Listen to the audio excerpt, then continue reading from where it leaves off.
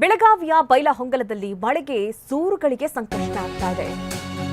ಒಂದೇ ಕಡೆ ಏಕಕಾಲದಲ್ಲಿ 8 ಮನೆಗಳು ಧರೆಗುರುಳಿವೆ. ಅದೃಷ್ಟವಶಾತ್ 8 ಕುಟುಂಬಗಳು ಪ್ರಾಣಾಪಾಯದಿಂದ ಪಾರಾಗಿದೆ. ಮನೆಯಲ್ಲಿದ್ದಂತಹ ಧಾನ್ಯ, ಬಟ್ಟೆ, ಪಾತ್ರೆ, ದಾಖಲೆಗಳು, ಹಣ ಎಲ್ಲ ಕೂಡ ಮಣ್ಣು ಪಾಲು. ಮಳೆ ನೀರಲ್ಲಿ ದಾಖಲೆಗಳು, ಸಾಮಗ್ರಿಗಳೆಲ್ಲವೂ ಕೂಡ ಕೊಚ್ಚಿ ಹೋಗಿದೆ. ಮನೆ ಇಲ್ಲದೆ ಬೀದಿಗೆ ಬಿದ್ದಿದ್ದಾರೆ ಸಂತ್ರಸ್ತರು. ಟಿವಿ9 ಎದುರು ಕಣ್ಣೀರನ್ನ ಹಾಕ್ತಾ ಇದ್ದಾರೆ. ನೋಡಿ, ದೃಶ್ಯಗಳನ್ನು ಗಮನಿಸ್ತಾ ಇದ್ದೀರಿ. ಸೂಕ್ತ ಪರಿಹಾರ ನೀಡಬೇಕು ಅಂತ ಮನೆ ಕಳೆದುಕೊಂಡವರು ಒತ್ತಾಯ ಮಾಡ್ತಾ ಇದ್ದಾರೆ. ಬೆಳಗಾವಿಯಲ್ಲಿ ತಟ್ಟನೆ ಸುರಿದಂತಹ ಮಳೆಯ ಪರಿಣಾಮದಿಂದಾಗಿ, ಅದು ಗಾಳಿ ಸಹಿತ ಬಂದಂತಹ ಮಳೆಯ ಪರಿಣಾಮದಿಂದಾಗಿ ಎಷ್ಟೋ ಜನ ತಮ್ಮ ಮನೆಯನ್ನೇ ಕಳೆದುಕೊಂಡಿದ್ದಾರೆ. ನೋಡಿ, ಅಲ್ಲಲ್ಲಿ ಯಾವ ರೀತಿ ಮನೆ ಕುಸಿದು ಬಿದ್ದಿದೆ.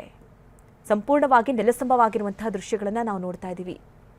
8 ಮನೆಗಳು ಈ ರೀತಿ ಧರಾಶಾಹಿಯಾಗಿರೋದು. ಅಲ್ಲಿ ವಾಸವಾಗಿದ್ದಂತಹ ಕುಟುಂಬಗಳು ಈಗ ಕಂಗಾಲಾಗಿವೆ. ಏನ್ ಮಾಡೋದು, ಏನು, ಬೀದಿಗೆ ಬಂದ್ಬಿಟ್ಟಿದ್ದಾರೆ. ಈ ಕುರಿತಂತೆ ನಮ್ಮ ಪ್ರತಿನಿಧಿ ಸಹದೇವ್ ಬಾನೆ ಪ್ರತ್ಯಕ್ಷ ವರದಿ ಕೊಟ್ಟಿದ್ದಾರೆ. ಬನ್ನಿ ನೋಡೋಣ.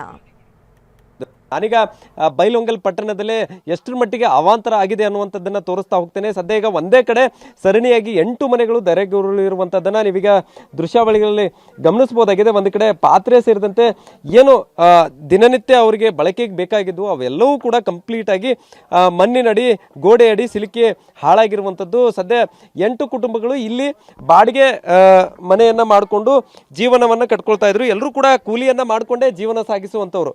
ಸದ್ಯ ಈಗ ಅಳುದುಳಿದ ಬದುಕ ಕಟ್ಕೊಳ್ತಾ ಇದ್ದಂಥ ಇವರೆಲ್ಲರೂ ಕೂಡ ಸಾಮಗ್ರಿಗಳು ಎಲ್ಲವೂ ಕೂಡ ಒಳಗಡೆ ಭಾಗದಲ್ಲಿ ಅಕ್ಕಿಯಿಂದ ಹಿಡಿದು ಎಲ್ಲ ಸಾಮಗ್ರಿಗಳು ಗೋಡೆಯ ಒಳಭಾಗದಲ್ಲಿ ಸಿಕ್ಕು ಹಾಳಾಗಿರುವಂಥದ್ದು.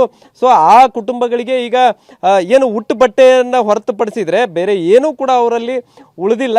ಸೊ ಎಲ್ಲವೂ ಕೂಡ ಈಗ ಕಂಪ್ಲೀಟ್ ಆಗಿ ಹಾಳಾಗಿರುವಂಥದ್ದು. ಎಲ್ಲವೂ ಕೂಡ ಕಂಪ್ಲೀಟ್ ಆಗಿ ಮನೆಯ ಒಳಭಾಗದಲ್ಲಿ ಸಿಲುಕಿ ಹಾಕಿಕೊಂಡಿರುವಂಥದ್ದು. ಸದ್ಯ ನಿರಂತರವಾಗಿ ನಿನ್ನೆ ಏಕಾಏಕಿ ಮಳೆಯ ನೀರು ಮನೆ ಒಳಗಡೆ ಭಾಗದಲ್ಲಿ ನುಗ್ಗಿರುವಂತಹ ಕಾರಣಕ್ಕಾಗಿ ಇಂಥದ್ದೊಂದು ಪರಿಸ್ಥಿತಿ ನಿರ್ಮಾಣವಾಗಿದೆ. ಅದು ನಮ್ಮ ಜೊತೆಗೆ ಏನು ಮನೆ ಕಳ್ಕೊಂಡಿದ್ದಾರೆ ಅವ್ರನ್ನ ಮಾತಾಡ್ತೇನೆ.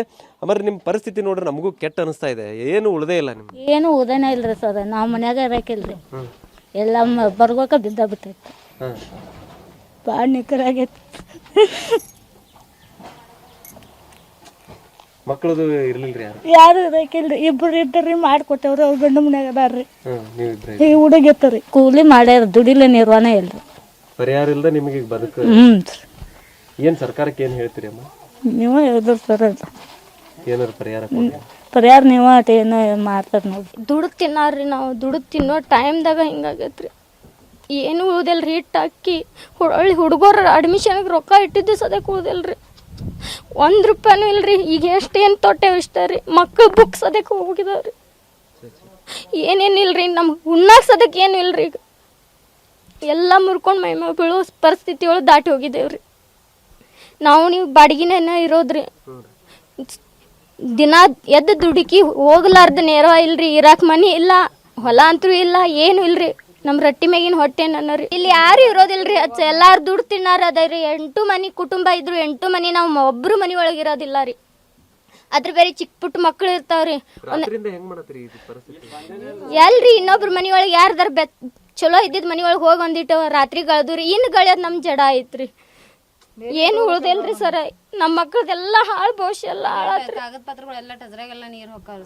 ಏನು ಉಳ್ದಿಲ್ರಿ.